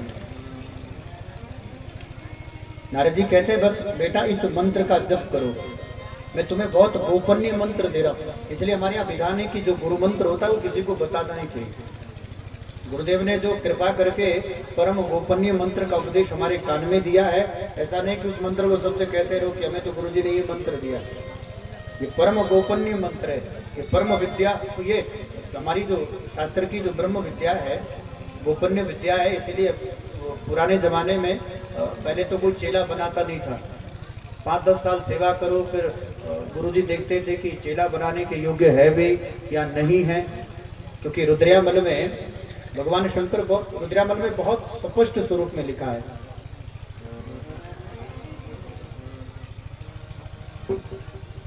यत्नात् यत्न पूर्वक विचार पूर्वक विधिवतः शिष्य संग्रह आचरेत विचारय यत्नात् विधिवत शिष्य संग्रह आचरेत। एक संत सदगुरु को विधि पूर्वक यत्न पूर्वक विचार पूर्वक पहले विचार करे बनाऊं कि नहीं बनाऊं। ऐसा नहीं है कि चलो भाई बढ़िया तकड़ा चेला है, खूब नोट वाला है, मालदार पार्टी है, ऐसा चेला मिल जाएगा एक आधा तो खूब बढ़िया चेला मत्था भी टेके तो सबसे कम से कम 2000 नोट तो चढ़ाएगा ही है। कभी कभी ऐसी भी गलती हो जाती है। लेकिन यहाँ शास्त्र की मर्यादा क्या है, यहाँ पर लिखा है विचारय, पहले विचार कर ले, फिर यत्नात् यत्न पूर्वक विधिवत विचारय यत्नात् विधिवत शिष्य संग्रह माचरेत। क्या ये शिष्य बनने के योग्य है? यदि उसमें भजन की योग्यता है, भजन करने की उत्कंठा है, लालसा है, तो ऐसे किसी सदपात्र को ही मंत्र दीक्षा दे। क्यों? क्योंकि आगे रुद्रयामल में लिखा है अन्यथा शिष्य दोषेण नरकस्य भवेत गुरु। नहीं तो शिष्य के दोष के कारण गुरु को भी नरक जाना पड़ सकता है। इसलिए यत्न पूर्वक विधिवत विचार करने चेला भजन करेगा कि तुम्हारी भी लुटिया डुबाएगा। धीरे धीरे फिर मर्यादाएं हटती गई, फिर तो माइक से भी मंत्र देना प्रारंभ कर दिया। वह जो गोपनीय विद्या है गुरुदेव जो कान में देते थे, तो किसी ने यदि पंडाल में माइक से कोई मंत्र लिया हो तो बिल्कुल विधान नहीं है, ये शास्त्रीय विधि ही नहीं है, ना मंत्र देने की ना मंत्र दीक्षा लेने की। बड़े सच्चिदानंद भगवान की संत सदगुरु कृपा करें तो विधिवत कान में मंत्र दें। इसलिए यहाँ मंत्र देने से पहले नियम बता रहे। नारद जी ने कहा क्या मंत्र से पहले नियम क्या है कि जपयश्च। कोई हमारे यहाँ माता कब मंत्र लेती है, अरे मुँह तो सजा क्या ना तो बेटा सा गुरु जी तैसे भांडा का गुरु जी अच्छा तो बन दिया ओ आओ तो रहो चलो हम भी चल भी तुम्हें। हमारे यहाँ क्या है भेड़ चाल, तो गुरु जी माने गुरु जी नहीं कह रहे थे। एक होता है गुरु धारण, एक होता है गुरु लटकन। कुछ लोग गुरु जी को लटका कर घूमते हैं। गुरु धारण माने वो मंत्र धारण किया जाता है। गुरुदेव जो कान में मंत्र देते हैं, यहाँ क्या लिखा ध्यान से समझेगा। नारद जी कहते हैं जपयश्च परमो गुह्यम श्रुत्वाम में नृप आत्मज। नृप आत्मज हे उत्तानपाद के पुत्र। नृप माने राजा, राजा के पुत्र हैं ध्रुव। बेटा ध्यान से सुनो, मैं तुम्हें परम गोपनीय मंत्र दे रहा हूं, इसलिए उसका जप करना। तो मंत्र का पहला नियम क्या है? जप। गुरुदेव ने कहा है कि 20 माला जपनी तो 20 ही जपे। जपयश्च परमो गुह्यम श्रुत्वाम में नृप आत्मज। हे नृप आत्मज, मैं तुम्हें परम गोपनीय गुह्य मंत्र दे रहा हूं, तुम उसका जप करो। गुह्य माने जिसको छुपा कर रखा जाता है। आपके पास डायमंड है तो उसको दिखाते घूमते फिरते हो, देखो देखो हमारे पास, या पैसा गले में टांग कर घूमते हो, हमारे पास 20 लाख रुपए, देखो। तो जो गुह्य माने जो छुपाने के योग्य है, जो गुप्त रखना है, उसी को मंत्र कहते हैं। इसलिए हमारे यहाँ मंत्र विज्ञान अति गोपनीय है। देवी भागवत में आप जुड़िएगा जरूर। 26 अप्रैल से 2 मई कथा का सीधा प्रसारण 1 बजे से 4 बजे दिशा चैनल पर रहेगा। श्रीमद देवी भागवत कथा चौपाल, लंकड़वीर महाराज का मंदिर है। देवी भागवत में कर्म कांड, ये जो मंत्र है, ये जो बीज आदि मंत्र है, उसकी महिमा का वर्णन है। ये कितने गोपनीय है, उस मंत्र के जप का विधान क्या है, वो सब देवी भागवत में तो विस्तार से बताया। पर नारद जी कह रहे हैं जप करो, सबसे साधारण। जपयश्च परमो गुह्यम, परम गोपनीय मंत्र हम तुम्हें दे रहे हैं। अतः गुरुदेव कान में मंत्र तो दे दो। तो गुरु जी ने कान में मंत्र दिया। यहाँ लिखा है नारद जी ने कान में मंत्र दे। इनके गुरुजी ने जो मंत्र दिया था उस मंत्र का शोधन करके गुरुजी ने तो पूर्व जन्म में, परसों कथा में सुन रहे थे ना, नमो तुभ्यम भगवते वासुदेवाय धीमहि प्रद्युम्नाय अनिरुद्धाय नमः संकर्षणाय च। इसी का शोधन मंत्र, इसी मंत्र को जपते जपते इस मंत्र से जो और मंत्र निकला वो है 12 अक्षर मंत्र। और इसी 12 अक्षर मंत्र का नारद जी ने उपदेश श्री ध्रुव जी को दिया। ओम नमो भगवते वासुदेवाय, ओम नमो भगवते वासुदेवाय, ओम नमो भगवते। इसी मंत्र का जब श्री ध्रुव जी ने किया, गंगा जी के तट गए, यमुना स्नान किया, यमुना जल का पान किया, बट वृक्ष के नीचे खड़े होकर के गुरुदेव के बताए मंत्र को 3 दिन 3 रात्रि, ऐसा लिखा है। पहले महीने में 3 दिन और 3 रात्रि कुछ नहीं खाते, केवल भजन करते। त्रिरात्रेंत त्रिरात्रेंत, 3 दिन रात्रि के बाद फिर फलाहार लेते। करते करते महीना पूरा हुआ और परीक्षित दूसरा महीना प्रारंभ हो गया। और दूसरे महीने में भोजन कम कर दिया, भजन बढ़ा दिया। हम लोग भोजन बढ़ा देते हैं, भजन कम करते हैं। सुबह को रोटी, शाम को रोटी, दिन में रोटी रोटी, हरि नाम का भजन किया ना किस्मत पड़ जाए खोटी। यही तो करते हैं हम लोग। सुबह को धंधा, शाम को धंधा, दिन में धंधा धंधा, हरि नाम का भजन किया ना धंधा पड़ जाए मंदा। नहीं, मंदा ना पड़े, आपका खूब चले। तो हम लोग भोजन बढ़ाते हैं, भजन कम करते हैं। लेकिन भजन कैसे होता है? ध्रुव की जो कथा है महाराज यही सिखाती है कि भजन बढ़ रहा है। दूसरे महीने में 3 दिन बढ़ा दिए, 6 दिन 6 रात्रि कुछ खाया पिया नहीं। द्वितीयम च तथा मासम षडे षडे अब्रको दिने, 6 दिन 6 रात्रि भजन हुआ। 6 दिन 6 रात्रि के बाद फिर वो फलाहार करते थे, सो भी छोड़ दिया। तृण आदि, यहाँ तृण लिखा है, घास, तिनका, कंदमूल कुछ थोड़ा खा लेते हैं। 6 दिन रात्रि भजन करते हैं। और फिर जब 2 महीना पूरा हुआ, तीसरा महीना जब फिर प्रारंभ हुआ, तीसरे महीने में 3 दिन भजन के बढ़ गए, भोजन और कम हो गया। तृतीयम चान्यन्य मासम नवमे हरि अभक्षोत्तम लोक। अब भोजन नहीं करते, फलाहार नहीं, कंदमूल भी छोड़ दिया। तीसरे महीने में 9 दिन तक भजन करते हैं, दिन रात कुछ खाते पीते नहीं। अब वो सब भी, कंदमूल भी छूट गया। भाई बहन, सुखदेव कहते हैं राजन परीक्षित, अब तो यमुना जी का जल पीते हैं और यमुना जल पान करने के बाद फिर भगवान नारायण का भजन करते हैं। ये तीसरे महीने में 9 दिन तक भजन होता है। फिर थोड़ा बहुत यमुना जल पीते हैं। चौथे महीने में 3 दिन और बढ़े तो 12 दिन तक भजन किया, और 12 दिन के बाद अब ये यमुना जल भी छोड़ दिया। इसलिए यहाँ पर लिखा है चतुर्थम अपि वे मासम द्वादशे द्वादशे हने वायु भक्षोजित श्वासो ध्यान देवं धार्यत। जो ध्यान गुरुदेव ने बताया उन्हीं नारायण का ध्यान करते हैं और मन में उनकी धारणा करते हैं। यम नियम प्रत्याहार ध्यान, ध्यान के बाद फिर धारणा, समाधि बाद में लगती ना, ध्यान के बाद धारणा बनती है। यहाँ लिखा है पहले वायु भक्षो जितश्वासो ध्यायेन देवम धार्यते, पहले ध्यान कर रहे हैं फिर देवता को हृदय में धारण कर रहे हैं। अष्टांग योग में भी यही विधि है। वायु भक्ष 12 दिन के बाद कुछ खाया नहीं, वायु भक्ष केवल वायु का पान करते हैं। जित श्वास, श्वास पर विजय प्राप्त करते हैं। 4 महीने पूरे हो गए, 5वां महीना प्रारंभ हो गया। अब तो श्वास का आवागमन भी बंद हो गया, अब तो श्वास लेना भी, पहले तो प्राणवायु पी लेते थे श्वास, अब वो श्वास लेना ही छोड़ दिया। यहां लिखा है, सुखदेव कहते हैं पंचमे मास्यानुप्राप्ते जित श्वासो नृप आत्मज ध्यानम ध्यायेन ब्रह्म पदकेन। श्वास पर विजय प्राप्त कर ली, प्राण ऊपर चढ़ गए। आज्ञा चक्र का भेदन प्राणवायु ने कर लिया, प्राण ने, और आज्ञा चक्र का भेदन करके सप्त चक्र का भेदन कर लिया। सप्त चक्र को भेद कर आज्ञा चक्र में प्राण स्थापित हो गए। ये ब्रह्मांड मस्तिष्क, यहीं पर आज्ञा चक्र है, सहस्त्र चक्र है।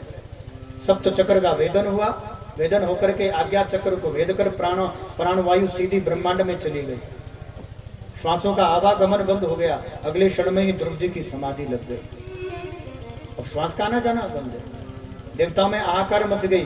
भगवान से प्रार्थना करते हैं, नेवो विदाम भगवान प्राण रोध चराचर अखिलस्य तत्वधामना।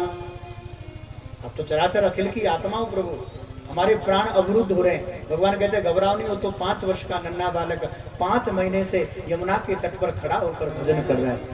ऐसे बालक का दर्शन, ऐसे को दर्शन नहीं देने जा रहा हूँ, ऐसे बालक का दर्शन करने जा रहा हूँ। ये वैकुंठ अधिपति नारायण प्रकट हो गए। नारायण यमुना का तट है और इस यमुना के तट पर भगवान नारायण प्रकट हुए। और ध्रुव की तो समाधि लगी है, ध्रुव जी मौन। सुखदेव ने कथा कहना बंद कर दिया, सुखदेव मौन हो गए। परीक्षित कहते बाबा आगे क्या हुआ, कथा तो सुनाओ, आप मौन क्यों हो गए? तो सुखदेव यहाँ रुककर कहते हैं, परीक्षित तीसरे दिन की कथा में थोड़ा विराम नहीं दिया। सुखदेव कहते हैं, परीक्षित अब कथा सुनने का विषय नहीं है, अब सुनने के लिए कथा बची कहाँ है?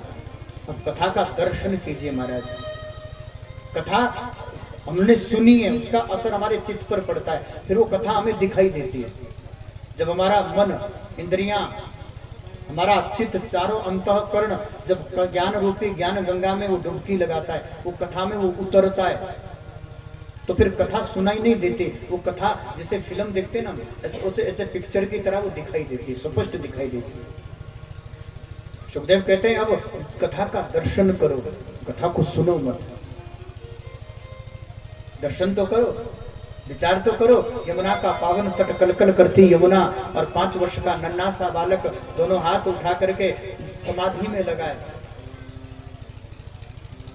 अनंत विभूषित अखिल विश्व ब्रह्मांड नायक सच्चिदानंद परमात्मा चतुर्भुज स्वरूप में प्रकट है।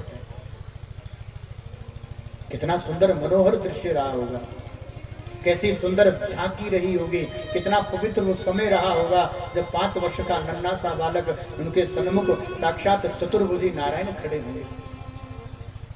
भाई बहन, सुखदेव मौन है, परीक्षित ने नेत्र मूदा, प्रत्यक्ष उस कथा को सुना नहीं, कथा के माध्यम से उस भगवान नारायण का दर्शन कर लिया। यमुना के तट पर बटवृक्ष के नीचे टेढ़े तिरछे खड़े भगवान है, साक्षात मेरा गोविंद है और हाथ जोड़कर खड़ा मेरा ध्रुव है। कथा का दर्शन हुआ, सब मौन, भगवान भी मौन है और देवता भी देख रहे हैं कि देखो आगे क्या होता है, ये तपस्या का फल क्या है, भगवान क्या वरदान देते हैं, कहीं ध्रुव स्वर्ग ना मांग ले। इंद्र को तो चिंता रहती है, वो भी देख रहे हैं। अब चुप रहे तो थोड़ा सा भगवान बोले नहीं है, भगवान थोड़ा सा मंद मुस्कुराए। हंसना और मुस्कुराना दोनों में अंतर है।